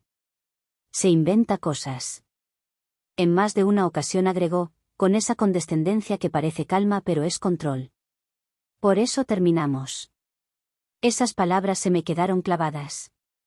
No como advertencia directa, sino como sombra. Porque sin quererlo, empecé a actuar como si hubiera una regla invisible en la relación: si hago preguntas, me convierto en ella. Si expreso incomodidad, me convierto en ella. Si pido claridad, también. El primer mensaje de ella llegó 6 meses después, una tarde cualquiera, mientras yo estaba en una fila haciendo algo tan normal que el contraste me dio escalofríos. Un mensaje corto, sin insultos, sin dramatismo, sin ese tono desesperado que él siempre describía. Solo una frase, limpia, directa. No sé qué te ha dicho sobre mí, pero necesito hablar contigo. Me quedé mirando la pantalla demasiado tiempo. Sentí el impulso inmediato de bloquearla, de ser leal, de proteger la relación, de demostrar que yo no iba a caer en juegos. Pero algo en la forma en que estaba escrito, esa ausencia de caos, esa precisión tranquila, me hizo dudar por primera vez de manera real. No respondí. Tampoco se lo conté a él ese día. Guardé el teléfono en el bolso y seguí con mi rutina como si nada hubiera pasado, aunque por dentro algo empezó a resquebrajarse. Esa noche, acostada al lado de él, escuché su respiración tranquila y miré el techo con una claridad incómoda. Yo había aceptado su versión demasiadas veces sin cuestionarla, no porque fuera la verdad, sino porque era más fácil que dudar. Todavía no sabía qué iba a hacer con ese mensaje. Todavía no entendía el tamaño de lo que estaba a punto de descubrir. Pero en ese silencio exacto, antes de dormirme, me golpeó una idea que no me dejó en paz. Tal vez el problema nunca fue que ella no supiera soltar. Tal vez el problema era que él necesitaba que alguien siempre estuviera intentando hacerlo. Actualización 1. Pasaron varios días después de ese mensaje sin que yo hiciera nada con él. Ni responder, ni bloquear, ni contárselo a nadie. Solo lo dejé ahí, como si ignorarlo pudiera devolverme a la tranquilidad de antes. Me repetía que no era mi problema, que involucrarme solo iba a traer conflictos innecesarios. Él siempre había sido claro conmigo: su ex no estaba bien, buscaba atención, no aceptaba el final. Y yo no quería ser la mujer que dudara sin pruebas, la que arruinara una relación sana, por escuchar a alguien del pasado. Pero algo ya se había movido dentro de mí. Ya no podía escuchar su nombre sin sentir un pequeño nudo en el estómago. cada vez que él mencionaba que ella volvía a escribirle, mi reacción ya no era solo empatía, había una incomodidad nueva, silenciosa, que se quedaba conmigo incluso cuando el tema cambiaba. Empecé a notar detalles que antes había pasado por alto, no porque no estuvieran ahí, sino porque yo había decidido no mirarlos con atención. Como revisaba el teléfono con una rapidez casi automática. Como bajaba la voz cuando hablaba de ella, incluso cuando no había nadie más alrededor. Como algunas historias no terminaban de encajar cuando las repetía semanas después, como si el orden de los hechos cambiara sutilmente cada vez. Una noche, mientras cenábamos, volvió a mencionarla sin que yo preguntara. Lo hizo con ese tono que ya reconocía, una mezcla de cansancio y fastidio ensayado. Hoy volvió a intentar llamarme, dijo, negando con la cabeza. No entiende que ya no hay nada. ¿Y qué quiere ahora? Pregunté, midiendo cada palabra como si caminara sobre hielo fino. Lo de siempre, hablar, cambiar lo que pasó, hacerme sentir culpable. Su tono era convincente. Humano. Creíble. Y aún así, algo dentro de mí se resistía a sentir como antes. No dije nada de inmediato. Él lo notó. Siempre lo notaba. ¿Te molesta? Preguntó, mirándome fijo. No, respondí, mintiendo. Solo me resulta raro que siga apareciendo tanto tiempo después. El ambiente cambió en segundos. No discutió, se recostó en la silla y suspiró, como si yo acabara de confirmar algo que él ya temía. Por favor, no empecemos con esto, dijo. Pensé que eras distinta. Esa frase me cayó como un peso en el pecho. Pensé que eras distinta. Era exactamente lo que él decía de ella. De pronto me sentí a la defensiva, justificándome por una pregunta que, en cualquier relación sana, habría sido normal. Me disculpé sin saber bien de qué. Cambié de tema. Esa noche me fui a dormir con una sensación incómoda, como si hubiera hecho algo mal sin entender exactamente qué. Los días siguientes fueron un equilibrio tenso. Él se mostró más cariñoso, más presente. Me incluía en planes, hablaba del futuro con más insistencia, como si quisiera reafirmar algo que sentía amenazado, y cada vez que su ex aparecía en la conversación, lo hacía acompañada de una advertencia implícita: no seas como ella. Empecé a vigilarme a mí misma. Si sentía celos, los reprimía. Si algo no me cerraba, lo guardaba. Si una duda aparecía, la disfrazaba de paciencia. No quería parecer insegura. No quería convertirme en la nueva versión de esa mujer que él describía como un problema. Sin darme cuenta, estaba aprendiendo a callarme para no perder su aprobación. Una semana después, recibí otro mensaje de ella. Esta vez no era una invitación a hablar, sino una pregunta directa, casi quirúrgica. ¿Te ha dicho que seguimos en contacto? Sentí un vuelco en el pecho. Él me había dicho que solo ella lo buscaba, que él la ignoraba. Que no había ningún intercambio real. Miré el mensaje durante varios minutos antes de decidir qué hacer. Al final, elegí el camino más cómodo: no responder. Minutos después, se lo mencioné a él, casi como quien busca validación. Me escribió otra vez, le dije, mostrándole la pantalla. Su reacción fue inmediata. Tomó el teléfono, frunció el ceño y negó con la cabeza, como si el caso estuviera cerrado antes de empezar. Esto es justo a lo que me refiero, dijo.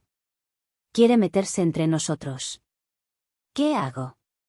Pregunté. Bloquéala, respondió, sin dudar. Es lo mejor, para nosotros. Bloquearla fue un gesto pequeño, pero definitivo. Sentí que estaba eligiendo un lado, cerrando una puerta sin saber qué había del otro lado. Él me abrazó, agradecido, y me dijo que así podríamos estar tranquilos. Yo sonreí, pero esa noche me costó dormir. No por ella. Por mí. Por lo fácil que había sido silenciar una duda solo para evitar un conflicto. Pasaron los meses. La relación continuó, al menos en apariencia. Pero algo ya se había instalado entre nosotros, una tensión invisible. Cada vez que yo pedía un poco más de claridad, él se ponía a la defensiva. Cada vez que necesitaba reafirmar algo, lo hacía comparándome con su ex, aunque fuera de forma sutil. Ella también empezó así, dijo una vez. Y mira cómo terminó todo. Esa frase ya no me dio miedo. Me dio una certeza incómoda. La ex volvió a aparecer poco después, de una forma que ya no pude ignorar. Usó otro medio, otro camino, y lo que dijo, con una precisión imposible de inventar, hizo que todas las piezas sueltas empezaran a alinearse en mi cabeza. Por primera vez, me permití pensar algo que me había negado desde el inicio. ¿Y si él no estaba siendo honesto con ninguna de las dos? Esa pregunta no explotó. No pidió respuestas inmediatas. Pero se quedó conmigo. Y fue el principio del fin. Actualización 2. Tardé varios días en reunir el valor para desbloquearla. No porque no quisiera saber la verdad, sino porque intuía que, una vez que lo hiciera, ya no habría forma de volver a la comodidad de antes. Dudar de él ya me incomodaba, escuchar a la otra parte significaba aceptar que mi intuición llevaba tiempo intentando decirme algo que yo no quería oír. Lo hice después de una discusión pequeña, casi insignificante.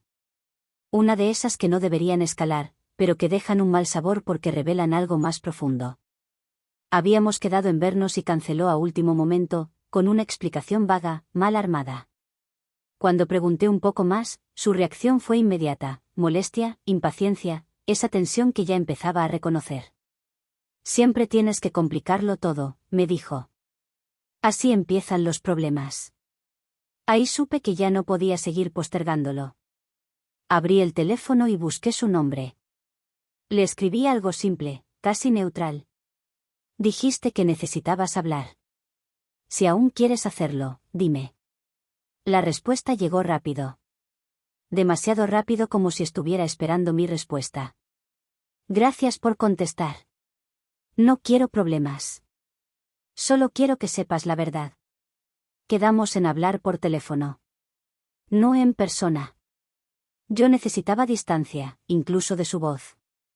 Cuando atendí, no escuché gritos ni reproches. Escuché cansancio. Un cansancio denso, persistente, como de alguien que lleva demasiado tiempo girando alrededor de lo mismo sin encontrar una salida real. Me contó que habían terminado oficialmente hacía más de un año, pero que el contacto nunca se había cortado del todo. Que cada vez que ella intentaba avanzar, él reaparecía. A veces con nostalgia, a veces con confusión, a veces con promesas ambiguas.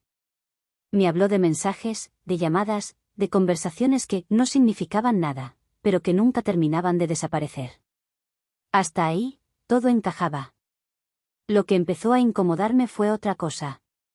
La forma en que hablaba de él no era solo de alguien que quería cerrar una etapa. Había una atención excesiva en los detalles, una necesidad de explicarme no solo lo que había pasado, sino cómo se había sentido, cómo lo había interpretado, cómo le había dolido. Como si, al contarme todo eso, siguiera buscando un lugar dentro de la historia. Me decía que tú eras intensa, dijo en un momento. Que te imaginabas cosas, que no confiabas en él. Sentí un escalofrío. No porque fuera una acusación nueva, sino porque era exactamente el mismo lenguaje que él usaba conmigo, solo que invertido. El mismo libreto, los mismos adjetivos, las mismas frases, cambiando de destinataria según convenía. Le pedí pruebas. No para atraparlo, sino porque necesitaba algo concreto que rompiera la imagen que yo había sostenido durante meses. Me las envió sin dudar, mensajes recientes, fechas que coincidían con momentos en los que él estaba conmigo, frases casi idénticas a las que me decía a mí, copiadas con una precisión inquietante. Colgué la llamada y me quedé sentada en la cama durante mucho tiempo, mirando un punto fijo en la pared. No lloré. No sentí rabia inmediata. Sentí claridad, pero no completa. Algo encajaba, sí, pero algo más quedaba flotando. Porque si bien ahora veía con nitidez el patrón de él, también empecé a notar que ella seguía ahí. No solo como alguien a quien él no soltaba, sino como alguien que, de algún modo, tampoco terminaba de irse. No lo pensé como un reproche. Lo pensé como una constatación incómoda, la verdad no siempre libera de inmediato. A veces solo revela cuán atrapadas han estado todas las partes. Los días siguientes fueron una especie de observación silenciosa. No lo confronté de inmediato. Quería mirarlo sin la versión que yo misma había construido para protegerlo. Y fue dolorosamente fácil. Cada gesto cobraba un nuevo significado. Cuando hablaba mal de ella, proyectaba. Cuando me advertía que no me volviera, como su ex, estaba preparando el terreno para invalidarme si alguna vez lo cuestionaba de verdad. Pero también pensé en ella. En cómo seguía apareciendo.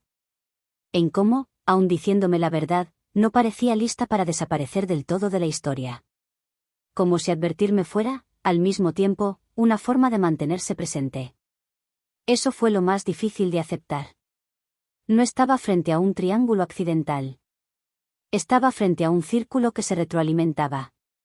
Y por primera vez entendí algo que me costó asumir, no bastaba con irme de él.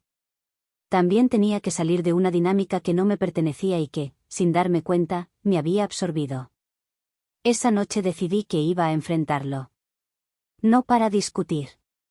No para negociar versiones. Sino para cerrar una puerta que nunca debió quedar entreabierta.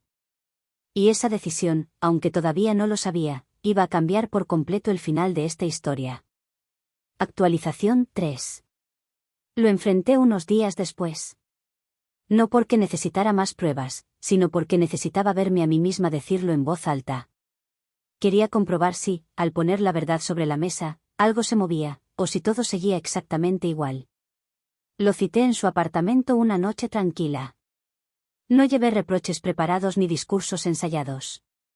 Solo llegué con una calma extraña, casi ajena, como si ya hubiera atravesado la parte más difícil antes de cruzar esa puerta. Me recibió con normalidad, incluso con ese gesto cariñoso que solía desarmarme. Por un segundo pensé que iba a dudar. Pero ya no había espacio para eso. Nos sentamos. Hablamos de cosas pequeñas. De su día. Del mío. Hasta que dejé el teléfono sobre la mesa. Hablé con ella, dije. El cambio fue inmediato. No se escandalizó, no se levantó, pero su cuerpo se tensó como si hubiera recibido un golpe que no esperaba. ¿Por qué harías eso?, preguntó, con un tono que intentaba sonar tranquilo. Porque necesitaba entender, respondí. Y ahora entiendo más de lo que imaginaba. Al principio vino la negación suave. La de siempre. No es lo que parece. Después, la minimización. Ella exagera, tú sabes bien que siempre lo hace. Luego, el giro conocido. ¿Ves? Esto es lo que hace, meterse, confundir, arruinar las cosas. Lo observé hablar durante varios minutos sin interrumpirlo. Cada frase era una variación de lo mismo, él en el centro, nosotras orbitando alrededor de su confusión, de su incapacidad para soltar, de su eterna condición de víctima de mujeres que sentían demasiado. Lo que no entiendes, le dije finalmente, es que ya no importa quién empezó ni quién escribió primero. Importa que nunca cerraste nada. Eso fue lo que lo descolocó. Porque por primera vez no estaba discutiendo versiones, ni defendiendo a nadie, ni tratando de convencerlo de nada. Estaba nombrando el patrón completo. Y cuando se hace eso, el sistema empieza a resquebrajarse. Su reacción fue una mezcla de enojo y pánico. Dijo que yo estaba exagerando. Que estaba escuchando a la persona equivocada. Que ella estaba intentando sabotearlo porque no soportaba verlo avanzar. Y por primera vez, algo en mí se acomodó con una claridad brutal, era posible que ella no estuviera del todo bien, y aún así, él siguiera siendo el origen del problema. No eran dos bandos opuestos. Era un circuito. Uno en el que él nunca quedaba solo, porque siempre dejaba una puerta abierta. Uno en el que ella nunca podía cerrar del todo, porque él volvía a tocar cuando lo necesitaba. Uno en el que yo había entrado creyendo que estaba empezando algo nuevo, sin saber que estaba pisando un terreno ya erosionado. No quiero ser parte de esto, dije. De ninguno de los dos roles. No gritó cuando me fui. No me siguió. Se quedó sentado, como si estuviera intentando reorganizar la historia para entender en qué momento dejó de tener control. Yo bajé las escaleras con una mezcla rara de alivio, tristeza y decepción. No por perderlo a él, sino por aceptar que nunca había sido lo que yo creí. Esa noche no sentí la urgencia de escribirle a ella. Tampoco sentí ganas de explicarle nada más. Entendí que advertir no siempre significa salvar, y que a veces la verdad no corta el lazo de inmediato, solo lo vuelve visible. Me fui sabiendo algo que no había querido aceptar antes, no estaba saliendo de una relación fallida, sino de una dinámica que se alimentaba del conflicto, de la confusión y de la atención constante. Y no sentí culpa por irme. Sentí como si por primera vez en mucho tiempo, veía luz al final del camino. Todavía no sabía qué iba a hacer con todo eso. Todavía no tenía un cierre limpio. Pero ya había dado el paso más importante, dejar de competir en una historia que nunca fue mía. Actualización final. Durante varios días después de irme, no hice nada. Y ese fue el primer acto que no encajaba en el guión que él conocía. No hubo mensajes largos, ni reproches, ni intentos de cerrar bien. No lo bloqueé de inmediato. Tampoco lo confronté otra vez. Solo desaparecí del tablero. Él, en cambio, no tardó en reaccionar. Primero fueron mensajes confusos, escritos como si nada grave hubiera pasado. Después vinieron las preguntas disfrazadas de preocupación. Más tarde, los reproches suaves. El clásico, no entiendo por qué estás actuando así, que ya sabía traducir, necesito volver a tener control. No respondí. No porque no doliera, sino porque por primera vez entendí que cada respuesta mía era combustible para un sistema que se alimentaba de atención, incluso negativa. Mientras tanto, empecé a hacer algo distinto. Algo que no tenía que ver con vengarme de manera directa, sino con sacar la historia de la oscuridad donde él la manejaba a su antojo. No publiqué nada impulsivo. No escribí indirectas. No conté mi versión como un ataque. Hice algo mucho más incómodo para alguien como él, hablé con calma, con claridad y con nombres completos cuando fue necesario. Le conté lo que había pasado a dos personas cercanas a él. No para pedir apoyo. No para generar bandos. Solo para dejar de cargar sola con una narrativa que no me correspondía. Lo hice sin exagerar, sin adjetivos incendiarios, sin dramatizar. Conté hechos. Fechas. Frases repetidas. Patrones. Y ahí ocurrió algo que no esperaba, pero que confirmó todo. Nadie se sorprendió del todo. Uno de ellos me dijo algo que todavía resuena en mí. No eres la primera que describe esto así. Esa frase fue el verdadero golpe para él, aunque no estuviera presente. Porque lo que se empezó a romper no fue una relación, sino la imagen romántica y confusa que había construido para justificarse. Esa donde siempre era el hombre sensible atrapado entre mujeres intensas. Esa donde todo, solo pasaba, nunca se elegía. La realidad, cuando empezó a circular sin adornos, no tuvo el mismo encanto. Su discurso sobre el amor, sobre lo complejo de los sentimientos, sobre no poder cortar de golpe, empezó a verse por lo que era, una forma elegante de no hacerse cargo. Su versión color de rosa, esa donde nada era grave, donde él no era responsable, se desmoronó en cuanto conoció la luz del día. Porque fuera del secreto, sin el misterio que lo hacía interesante, todo sonaba vacío. También hablé con ella una última vez. No para confrontarla. No para competir. Le dije algo simple. No voy a seguir en esto. Ni contigo ni con él. No respondió de inmediato. Y en ese silencio entendí algo más, incluso decir la verdad no siempre significa estar libre. Algunas personas necesitan el conflicto para sentirse vivas. Yo ya no. Lo bloqueé a él esa misma noche. Sin aviso, sin cierre ceremonioso. Cerré la puerta con la misma calma con la que había entendido todo. No por falta de dolor, sino porque el dolor ya no me debía decisiones. Con el paso de las semanas supe que su mundo empezó a achicarse. No porque alguien lo atacara, sino porque ya no tenía a quien triangular. Sin dos mujeres girando alrededor de su confusión, quedó frente a algo que siempre había evitado, él mismo. Yo, en cambio, empecé a recuperar algo que había perdido sin darme cuenta, mi centro. Dejé de preguntarme si había sido demasiado tolerante, demasiado paciente, demasiado comprensiva. Entendí que mi tolerancia no fue debilidad, fue miedo a quedarme sola. Y ese miedo, aunque seguía ahí, latente, ya no mandaba. No siento compasión por él. Tampoco odio. Siento algo más frío y definitivo, distancia emocional real. Esa que no necesita revancha explícita porque el sistema colapsa solo cuando una pieza se retira. No quise destruirlo. Quise salir limpia. Y lo hice. La ex, obsesionada, no era solo una caricatura.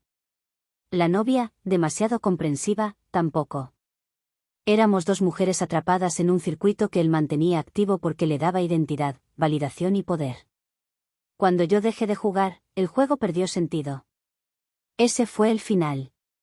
No porque él aprendiera algo, sino porque yo dejé de dudar de lo que veía. Y esa, aunque no lo parezca, fue la venganza más cruda de todas.